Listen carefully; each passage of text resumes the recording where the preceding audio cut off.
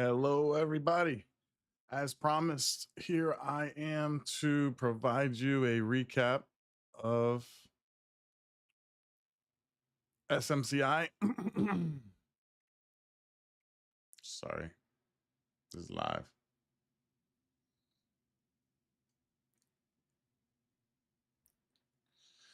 Quick recap of SMCI earnings, my take, what we can expect going forward, some of the headwinds that they are still facing, and some stock predictions, some price predictions. So I'm gonna make this one quick.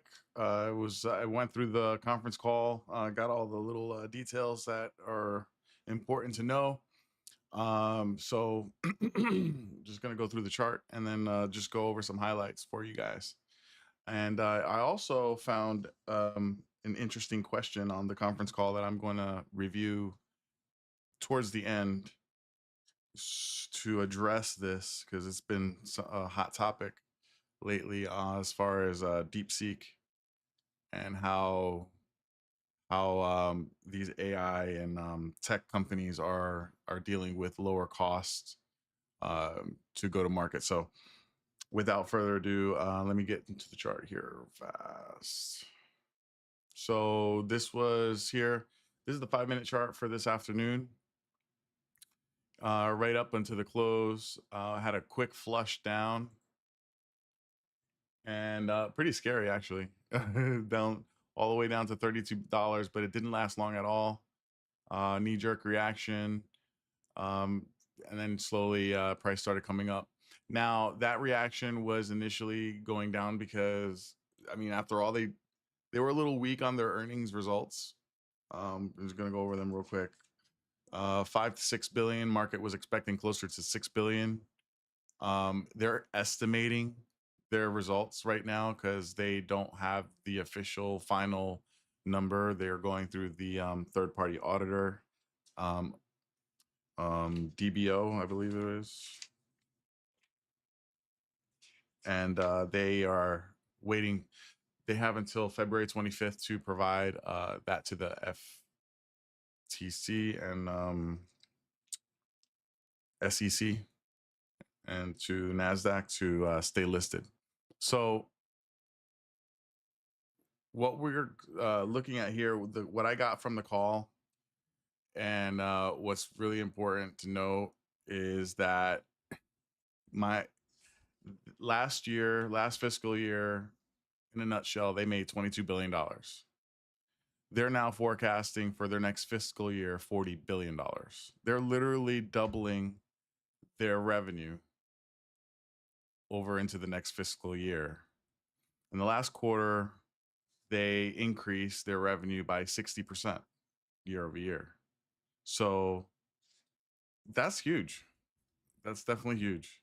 They are the fastest to market. They are the go-to complete data center solution for scalability and security and quality. So time to deliver, TDO, time to online, TTO, they are the fastest.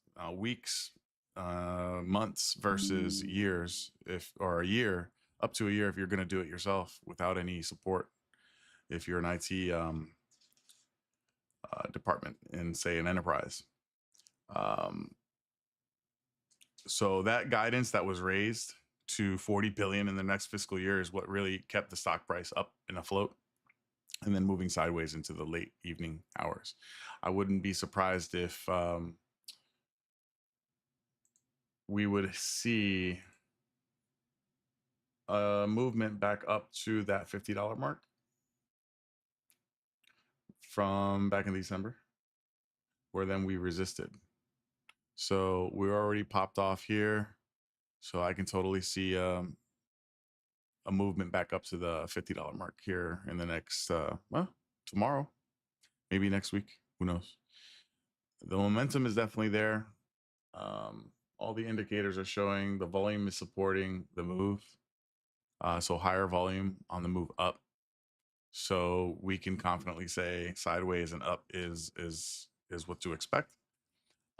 Great news, Blackwell is shipping. They are shipping configurations with Blackwell, and they can't say how many orders, but they say they have a lot of orders, and they are catching up with a lot of the back orders and getting them out of the door. They have a lot of go-to-market ready solutions right now for enterprises, and are ready and equipped to handle. Those were my biggest takeaways, and then the cherry on the top for me was the question what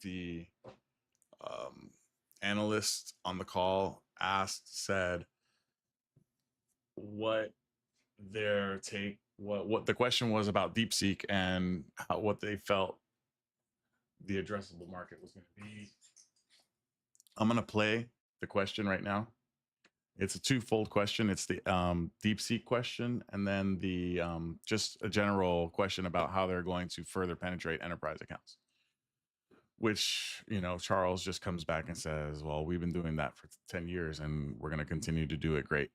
So let me just play that part because it's important to hear this here quick.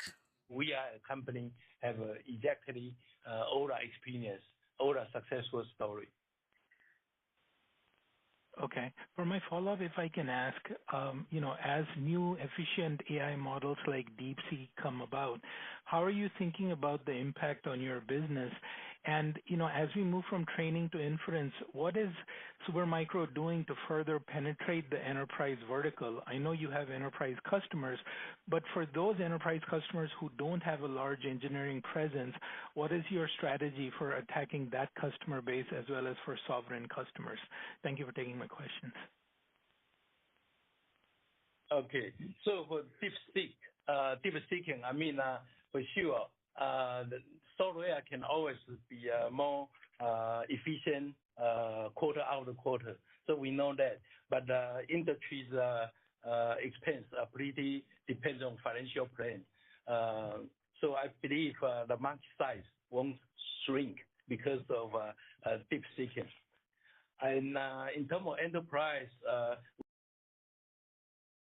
so there you have it. He said it. Charles said to the world that he doesn't feel that DeepSeek is going to change any of the addressable market, that AI is just an ever evolving machine, and there's going to be competition. There's going to be different flavors of AI. Not, all AI isn't created equal. So there's going to be that deciding factor for business, and I think it's just good for the industry and good for economics.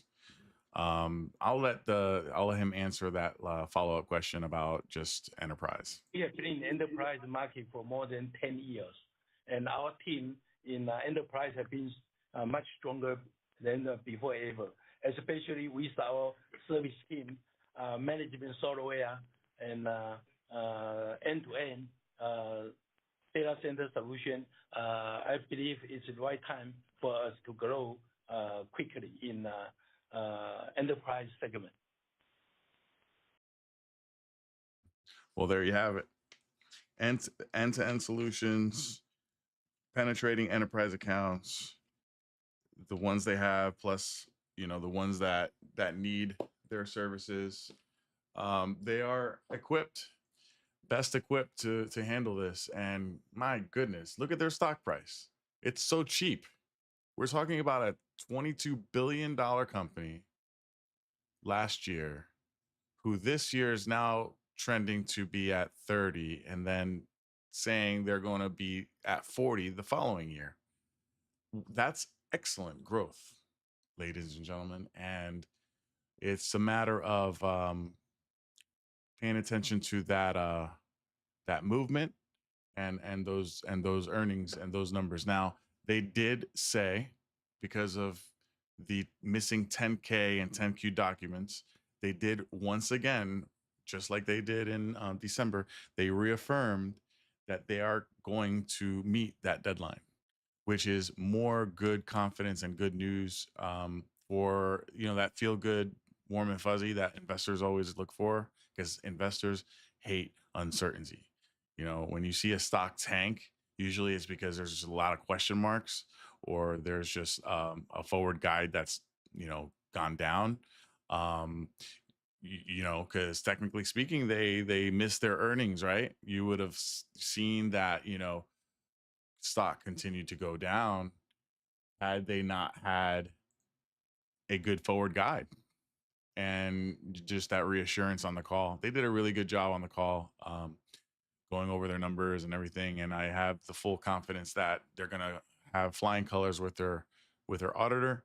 And come between now and the 25th of February, it should be very interesting to see this the movement that that the stock can make.